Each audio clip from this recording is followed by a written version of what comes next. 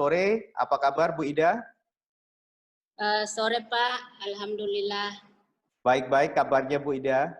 Alhamdulillah Pak. Ya, terima kasih Bu ya. Sore hari ini kita bisa bertemu via Zoom. Nah, sekitar 30 menit ke depan kita akan ngobrol-ngobrol. Jadi sore hari ini saya dan yang nonton YouTube channel ingin tahu lebih banyak tentang Ibu.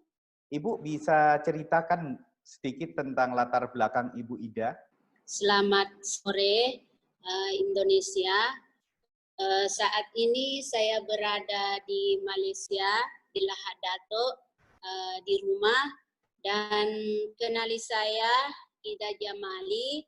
Latar belakang saya seorang pekerja kebun sawit.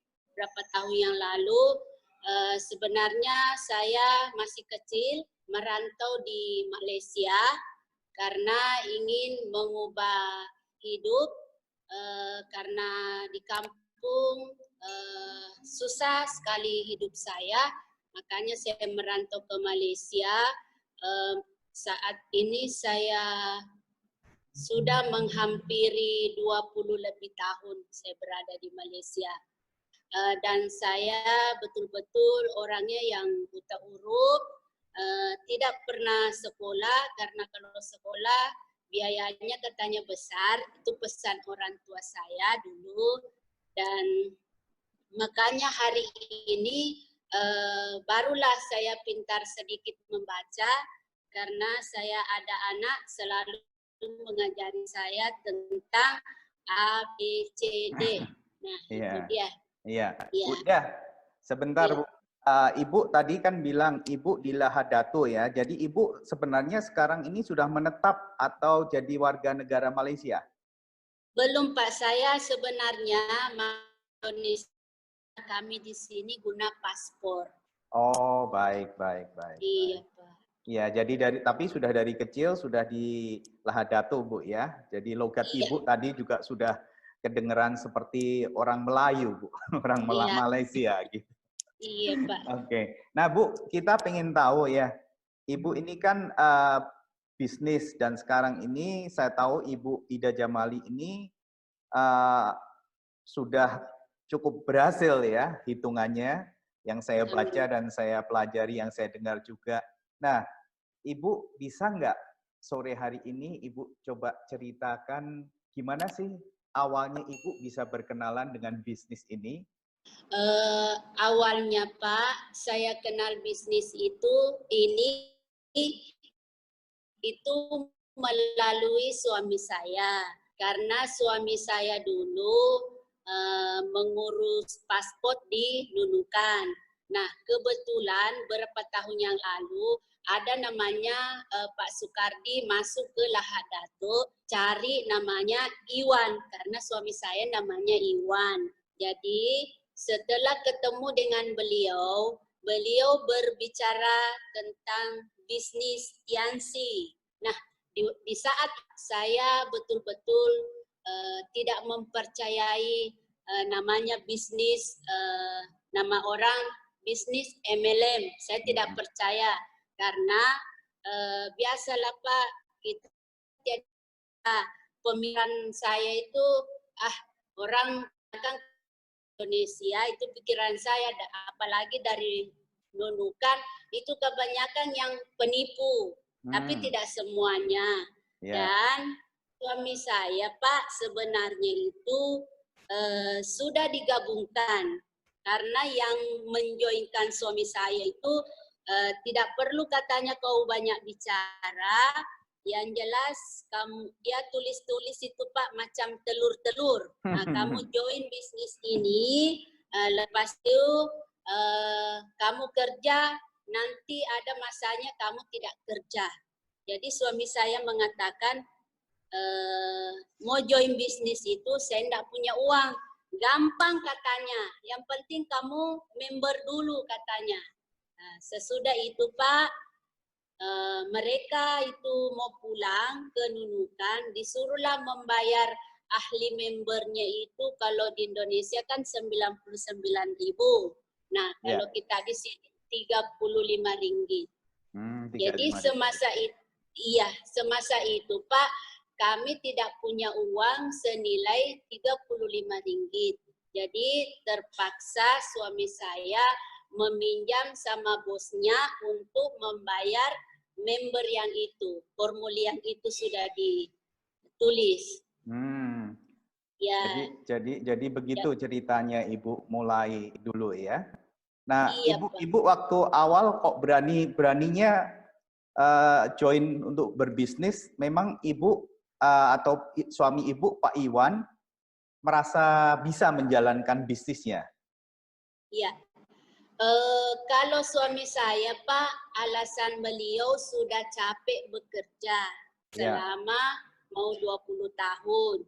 Jadi saya Pak, lama baru saya klik di bisnis ini. Saya setiap hari tuh bertengkar dengan suami saya gara-gara ini bisnis. Yeah. Sebenarnya saya tidak mau ini bisnis Pak. Saya kasih tahu suami saya, tidak usahlah kamu bermimpi, kata suami saya. Mam, ini bisnis katanya bagus, kita dapat mobil, kita dapat pesiar, kita dapat plan, kita dapat rumah. Jadi saya mengatakan dengan suami saya, siapa yang bilang begitu? Orang di luar sana. Jadi saya berkata dengan suami saya, kalau bisnis itu betul, maknanya kamu saja itu orang di luar yang dapat, bukannya kita. Tidak perlulah bermimpi bagus kok kerja, pikiran saya bagus kerja, dapat uang, kerja dapat uang. Itu pemikiran saya Pak. Nah, Ibu, saya dengar Ibu juga tidak bisa baca dan tidak bisa nulis ya Bu ya? Iya betul sekali Pak. Yang saya dengar Ibu keuangannya juga belum bagus waktu mengawali bisnis ini. Nah, bagaimana Ibu Ida tidak bisa baca, tidak bisa tulis, dan juga modal juga nggak punya. Bagaimana Ibu Ida mengawali menjalankan bisnisnya dengan kondisi seperti itu, Bu? Iya, begini Pak, walaupun saya negatif di bisnis ini, tapi teman-teman saya sudah banyak join di bisnis ini, bahkan mereka sudah ambil bintang 3, bintang 4, dulunya begitu, bintang 5, bahkan kami ini baru sudah join member. Jadi saya merasa kasihan Pak dengan suami saya, dan saya juga merasa iri dengan orang naik ke panggung itu. Nah, di panggung itu dihargai Pak, kok saya tidak pernah dihargai begitu. Jadi saya tercabar di situ Pak, walaupun saya tidak punya uang, saya memikir, wah mereka kok bisa dihargai. Jadi awal mulanya saya mulakan bisnis ini Pak, saya hanya bawa proposal saja. Dulu-dulu itu ada gambar proposal, ada telur di dalamnya itu satu warna kuning. Bulat-bulat itu Bu ya? Ya, satu warna kuning. Jadi saya bawalah turun ke kota Pak, orang saya tidak kenal. Saya menunggu kalau orang pulang dari rumah sakit, saya tanyakan, saya tanya itu orang dari mana Bu? Katanya saya dari rumah sakit. Oh penyakit apa Bu? Katanya saya ini diabetes lah, ada gout, asam urat, banyak macam. Jadi saya kasih lihatlah buku saya Pak. Jadi saya suruh mereka baca. Jadi orang ya yang saya tawari proposal, dia katanya tadi bicara produk bagus. Kok kamu suruh saya yang baca? Bagaimana nih? Saya bilang minta maaf, saya sebenarnya ini tidak pintar baca, tapi saya punya produk ini memang bagus. Siapa katanya yang makan? Banyak sudah sembuh ini produk. Dari mana? Orang dari luar sana. Kalau kamu sudah rasa, wah belum. Jadi bagaimana produk ini bagus? Karena produk ini saya bilang dari Cina. Oh iya begitu katanya. Jadi Pak, adalah mengambil kalsium, ada mengambil mungkor, adalah mengambil diakon waktu itu Pak. Jadi berbelanjanya itu Pak, mereka kan tidak join member. Jadi belanjanya mereka saya masukkan ke kartu suami saya. Oh, jadi Gitu. begitu caranya ya. Jadi terus orang yang Ibu prospek istilahnya ya, Iya, Pak. suruh baca bukunya sendiri, terus kalau Iya. mereka tertarik mau coba produk dibelanjakan dengan pakai member Ibu gitu ya, itu diakumulasi. Begitu. Oh, itu Iya, Pak. caranya.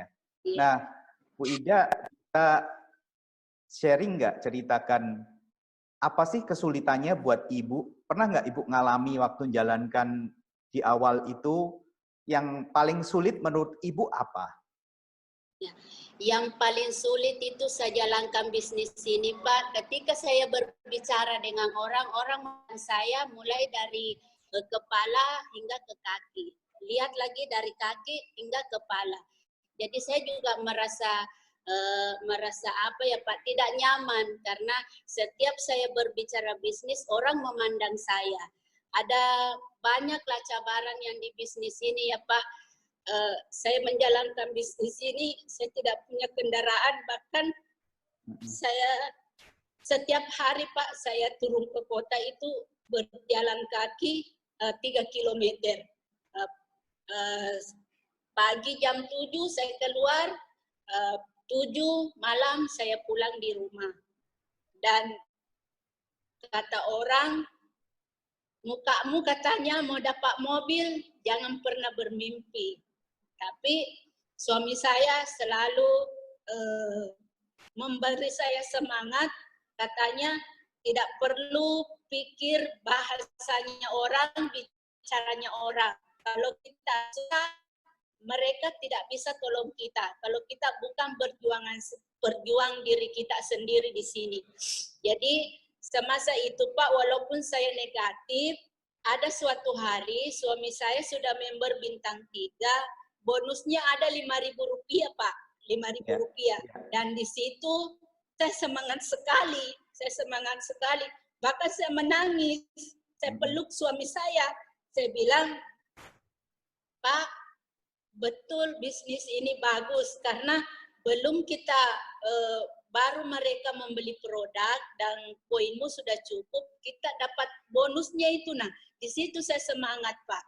Dan kebetulan di waktu itu Pak, walaupun saya join di bisnis ini, setelah join kalau tidak ada membimbing saya Pak, waduh saya memang tidak kuat semangat juga Pak. Jadi begitulah di bisnis ini muncullah upline mentor saya. Waktu dulu itu saya tidak kenal beliau. Masa masuk yang sudah kasih join kami, dia sudah tinggalkan kami. Dia kasih join saja. Yang mengajarkan kami bukan dia.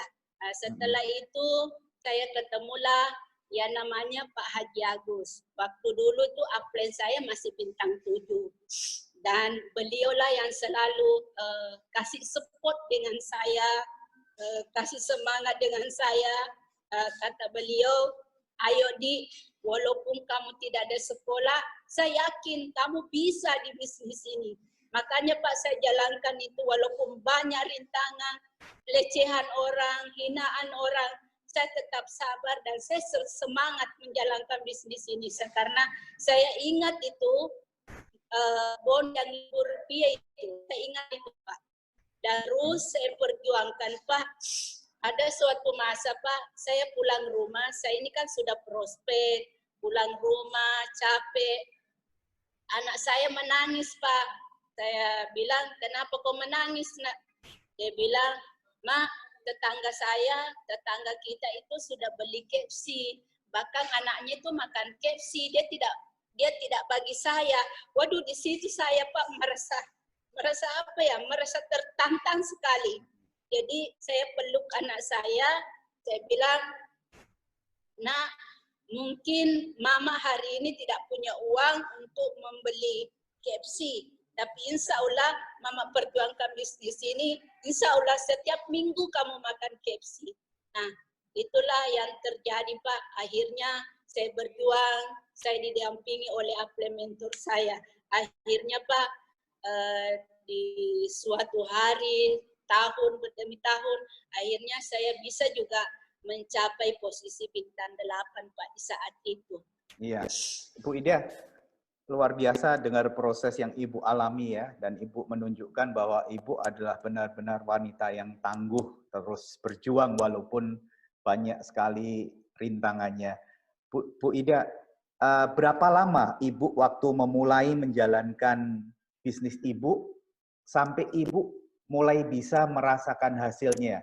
Mulai Ibu merasakan, oh ini ada uangnya, dan Ibu mulai bisa menikmati bisnisnya. Berapa lama itu jangka waktu yang Ibu butuhkan? Iya, iya, jangka waktunya itu Pak menghampiri 2 tahun lah prosesnya saya di bisnis ini. Akhirnya suami saya bintang 4, saya bintang 3. Suami saya bintang 5, saya bintang 4. Dan suami saya bintang 7, saya bintang 6. Disitulah Pak awal bintang 5 saya itu suami saya bintang 6. Disitulah kami merasakan yang namanya bonus besar, bonus yang 2-3 juta itu Pak, mereka bilang kecil, tapi menurut saya itu bonus yang 5 juta, bahkan kami terima 19 juta itu Pak, dalam masa 1 tahun 9 bulan.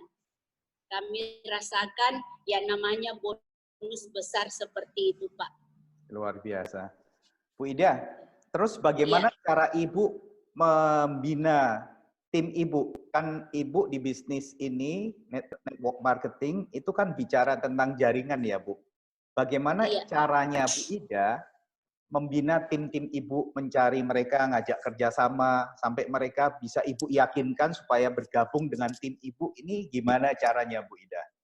Ya, kalau saya sih Pak, kerja saya di bisnis ini hanya menjemput orang saja, prospek orang. Ketika implementer saya mau masuk Sabah, saya mulalah kumpuli mereka, saya bertemu janji, jam berapa kamu ada waktu, dia kata jam sekian, oh saya undang saja datang ke pertemuan Pak.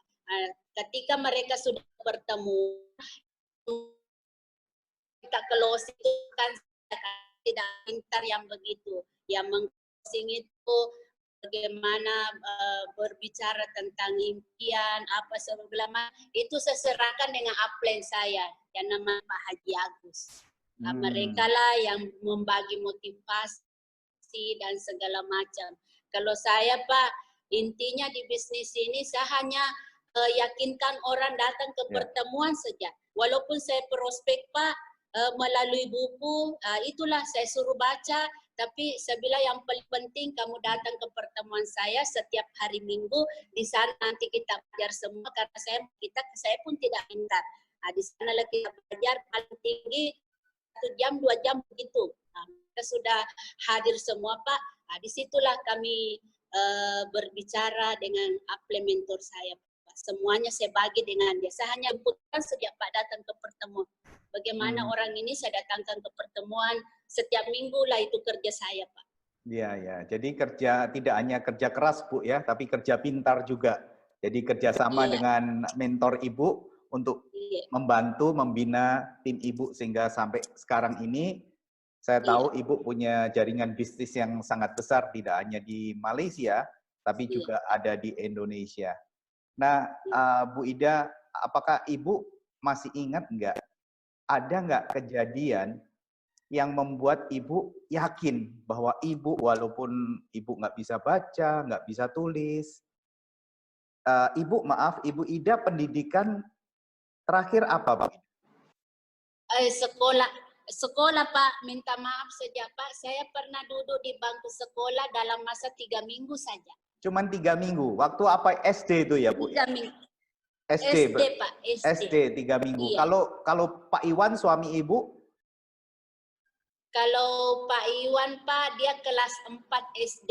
Kelas 4 SD. Kalau Ibu 3 minggu saja, saya boleh katakan bahwa Ibu dan suami Ibu Pak Iwan dalam hal ini juga pendidikannya seperti yang Ibu ceritakan tadi. Nah, ternyata dengan pendidikan seperti itu pun Ibu bisa berhasil di bisnis itu. Nah, menurut saya ini yang luar biasa dan siapapun yang nonton channel ini bisa berkaca bahwa sebenarnya tidak ada alasan untuk tidak sukses. Yang penting ada kemauan. Betul begitu ya Bu Ida ya?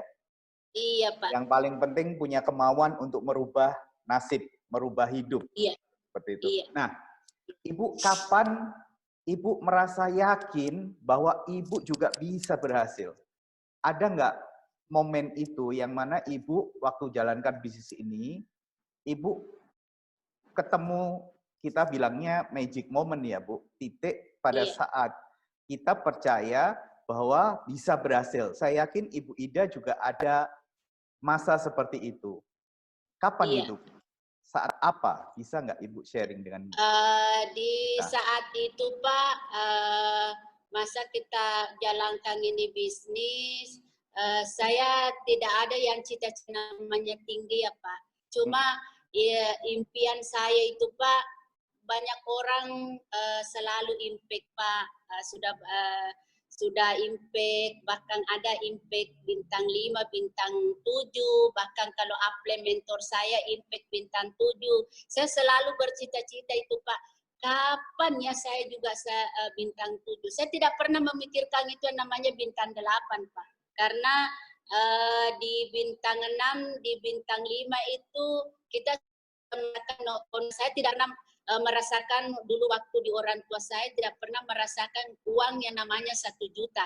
Tapi kok kita join di bisnis ini, saya sudah merasa bangga sekali tuh Pak, punya bonus 5 juta, bahkan menghampiri 10 juta, bahkan saya pernah menghampiri 19 juta. Itu Pak, memang betul-betul saya merasa tercabar dan tertantang ketika saya keluar. Waktu itu Pak, saya selalu ikut sama apply mentor saya ke Jakarta. Ketika ada acara-acara besar, apply mentor saya selalu membawa saya dengan Pak Iwan. Nah disitulah kalau orang naik ke panggung Pak, ada terima mobil, bahkan ada yang sudah terima motor. Pak, disitulah saya merasa, saya bilang, wah kalau saya ini seorang buta huruf, mereka bisa juga mendapatkan mobil, wah mungkin saya juga bisa ya. Tapi saya katakan lagi sama upline saya, Pak Haji, saya sekolah, saya bilang, kok mereka bisa punya mobil, bisa mereka menerima reward, kamu juga bisa di. Saya bilang bagaimana caranya itu Pak Ji? Dia bilang kamu hanya ikuti saja apa yang saya arahkan kamu. Kamu undang orang, bagaimana nantinya, pokoknya kamu nanti sukses Bu Ida. Apa mereka terima, pasti kamu terima juga. Nah, disitulah Pak impian saya ketika saya melihat upline mentor saya sendiri yang menerima mobil di waktu di Bandung itu. Nah, itu suami saya menghadiri, divideokan itu Pak. Wah disitulah saya bilang, ya kalau upline sudah bisa dapat mobil, giliran saya nanti bisa juga dapat mobil. Nah disitulah Pak merasa sudah itu alhamdulillah dalam masa 4 tahun lah saya bisa juga mendapatkan mobil mewah dari bisnis ini. Dan bukan hanya saya, downline saya juga mengikut Pak, ada berapa orang. Wah.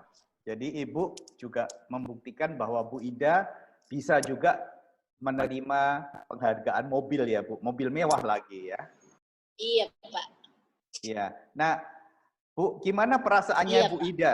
Gimana perasaannya Bu Ida waktu bisa terima mobil mewah Ibu? Gimana perasaannya? Pernah mimpi nggak dulu bisa punya mobil sendiri? Ya, kalau saya Pak tidak pernah mimpi punya mobil sendiri, tapi ketika saya diumumkan penerima mobil Pak waktu di Jakarta, masa itu kami berlima, Pak Luis yang mengumumkan, disitulah saya merasa terharu Pak, bahkan orang yang pernah menghina dengan saya, katanya seperti mukamu mau dapat mobil, saya bilang iya, inilah suatu masa nanti ini saya ambil mobil saya, bahkan saya tunjukkan dengan mereka, karena inilah penghinaanmu dulu. kamu hina saya, katanya seperti muka saya tidak punya mobil. Bahkan terbukti hari ini loh Pak, saya memang pernah datangi rumahnya karena dia hina saya. Oh Dia ya? hina saya Pak. Jadi Jadi Ibu saya datangin datang di rumahnya? rumahnya. Ya. Iya, saya datangi di rumahnya, saya bilang, dia datang, mereka tidak tahu saya Pak. Jadi saya datang di rumahnya, saya masuk di rumahnya, saya bawakan minuman. Dia bilang, kamu pakai apa datang di sini? Pakai taksi kah? Saya bilang, alhamdulillah saudara, dulu ingatkah kata-katamu yang 4 tahun yang lalu? Kamu hina saya, kamu selalu menghina saya, bos, kamu menghina saya, katanya, seperti mukamu mau dapat mobil mewah, ibu jangan pernah bermimpi. Karena mobil mewah itu, kalau Camry itu Pak, atau Fortuna di sini, terlalu mahal Pak nilainya di sini. Jadi saya datangi di rumahnya. Saya hanya katakan sesuatu, jangan pernah menilai seseorang itu dengan kata-kata kita sendiri. Karena ketika kita selalu menghina orang, maka derajatnya orang itu akan tinggi. Dia itu menangis Pak dengan saya, dia minta maaf dengan saya. Dia bilang, minta maaf saudara karena saya tidak tahu bisnismu itu seperti apa. Saya bilang, begini saja, kalau ada peluang, kalau ada informasi itu disampaikan, jangan pernah mengecilkan suatu manusia, saya bilang. Karena kalau kita bisnis ini sangat-sangat bagus, saya bilang. Kan selalu saya bercerita, Pak, mereka tidak percaya saya karena kamu kan tidak ada pendidikan, bisnis pun tidak punya, bahkan kamu kerja, suami saya kerja kilang pupuk, jadi itulah orang yang melecehkan saya di sini, Pak. Dan saya di bisnis ini memang sangat terharu lah Pak, karena dulu saya direndahkan. Saya juga bukan bangga hari ini, tapi saya berterima kasih kepada Allah dengan implementer saya ditemukan bisnis ini kepada. Nah, Bu Ida, mobilnya apa Bu? Camry. Camry ya, iya. Nah, jadi orang yang dulu menghina Ibu, kaget ternyata Ibu membuktikan bahwa Ibu juga bisa berhasil di bisnis ini, bahkan menerima penghargaan mobil Camry ya.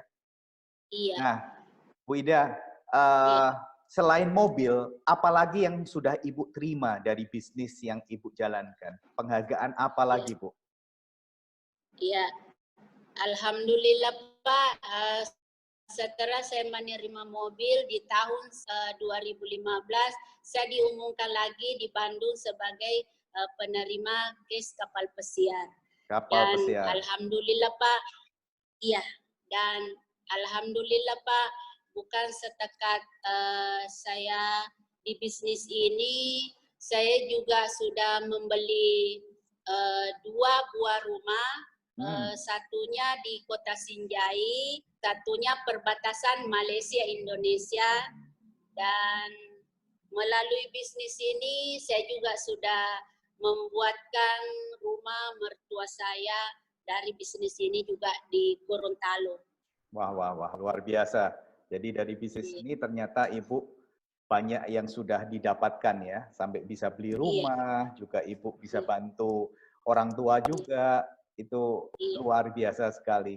Nah, Bu Ida, rasanya saya pengen tanya Ibu nih, dengan proses yang Ibu lalui, latar belakang Ibu yang seperti Ibu ceritakan tadi, ternyata Ibu berhasil membuktikan sebagai wanita yang berhasil, dan Ibu menjadi kebanggaan buat keluarga juga tentunya.